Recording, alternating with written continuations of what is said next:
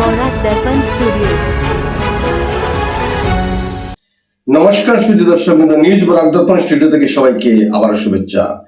আজকের দেশ বিদেশের গুরুত্বপূর্ণ খবর। অসম ডাউনটাউন বিশ্ববিদ্যালয় বিজ্ঞান অনুষদের উদ্যোগে আয়োজিত সাংস্কৃতিক অনুষ্ঠানের মাধ্যমে গ্লোবাল হেলথ এন্ড সাস্টেইনেবিলিটির জন্য আন্তর্জাতিক বিজ্ঞান প্রযুক্তি উদ্ভাবন ও নীতি সম্মেলন সফলভাবে সম্পন্ন হয়েছে। এই অনুষ্ঠানে পোল্যান্ড, ফিলিপাইন, মালয়েশিয়া সহ বিভিন্ন দেশের আন্তর্জাতিক প্রতিনিধি ছাড়াও বিশ্ববিদ্যালয়ের উপাচার্য ডক্টর এন দত্ত অংশগ্রহণ করেন। মনোমুগ্ধকর সাংস্কৃতিক পরিবেশনার মাধ্যমে উত্তর পূর্ব ভারতের বৈচিত্র্য ও সাংস্কৃতিক সৌন্দর্য তুলে ধরা হয় এবং কিংবদন্তি শিল্পী শ্রী জুবিন গার্গকে আন্তরিক শ্রদ্ধাঞ্জলি নিবেদন করা হয়।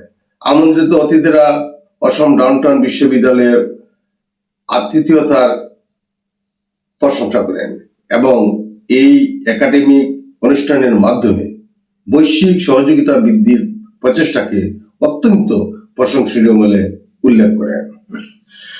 অসম পুলিশের মাদক বিরোধী অভিযান অব্যাহত। প্রতিনিয়ত অসমের কোনো না কোনো জায়গায় মাদক চক্র প্রতিহত করতে পুলিশ বাহিনী সক্রিয়ভাবে কাজ করে চলছে। আলমগড় কলেজ রোড এলাকায় গৌরীপুর পুলিশের মাদক বিরোধী অভিযানে মাদক সহ 2 সরবরাহকারীকে আটক করেছে পুলিশ। 4 চাকাযুক্ত গাড়িতে মাদক সরবরাহের সময় গাড়ির গভীর রাতে অভিযানে গাড়ি থেকে 11টি মাদক ভর্তি সাবান বক্স জব্দ করা হয়েছে। আলমগঞ্জ প্রথমখণ্ড গ্রামের শাহিদুর রহমান ও নূর মোহাম্মদকে পুলিশ আটক করেছে।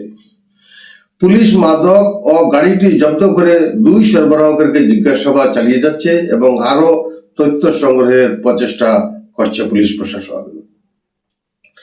চীনের প্রেসিডেন্ট শি জিনপিং এর সাথে দক্ষিণ কোরিয়ার বুসানে দারুণ বৈঠক করলেন মার্কিন প্রেসিডেন্ট ডোনাল্ড ট্রাম্প। তিনি জানান, ভবিষ্যতে অর্থনৈতিক এবং বাণিজ্য নিয়ে নানা সমস্যার পথে হাঁটবে আমেরিকা এবং চীন।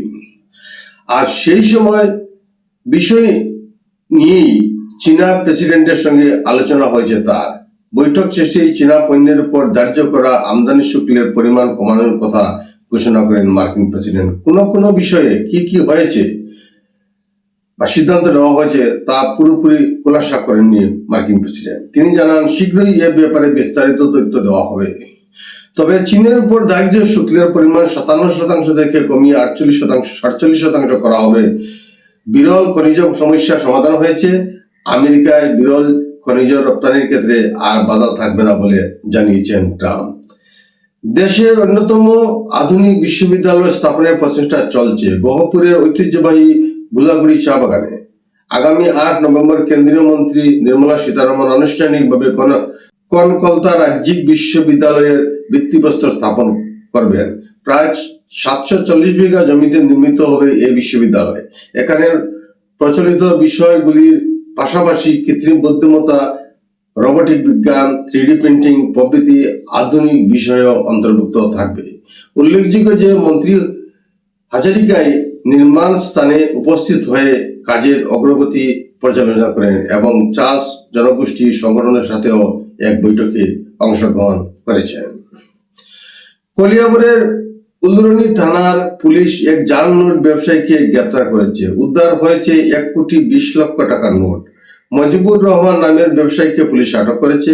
গোপন সূত্রের ভিত্তিতে চুলুং পুলিশ আউটপোস্টের ভারপ্রাপ্ত কর্মকর্তা হরেন গগৈ এবং সহকারী উপপরিদর্শক মৃদুল নাথের নেতৃত্বে একটি পুলিশের দল রাতে মজিবুর রহমানের বাড়িতে তল্লাশি চালিয়ে 240 বান্ডিল 500 টাকার জাল নোট জব্দ করেছে। এই অভিযানে জাল নোটের সাথে 3টি এসপি, রঙিন প্রিন্টিং মেশিন এবং বিপুল পরিমাণ নোট ছাপার কাগজও উদ্ধার করেছে পুলিশ। উল্লেখযোগ্য যে গত 4 দিন ধরে 1 নম্বর বরগুলির মজিবুর রহমানের বাড়িতে এক বৃহৎ জাল নোট চক্র নকল টাকা ছাপাচ্ছিল বলে পুলিশের কাছে স্বীকার করেছে গ্রেপ্তার হওয়া মজিবুর রহমান। এই জাল টাকা বহিরাজ্যের দালাল চক্রের কাছে বিক্রি করা হচ্ছিল বলে তথ্য পেয়েছে পুলিশ। এখন উলুরনি থানার 59/25 নম্বরের মামলা দায়ের করেছে প্রশাসন এবং পুলিশ এই বিষয়ে তদন্ত চালিয়ে যাচ্ছে। আজকের প্রতিবেদনে এখানে সংক্ষিপ্ত বিরতি টানছি। সবাইকে নমস্কার।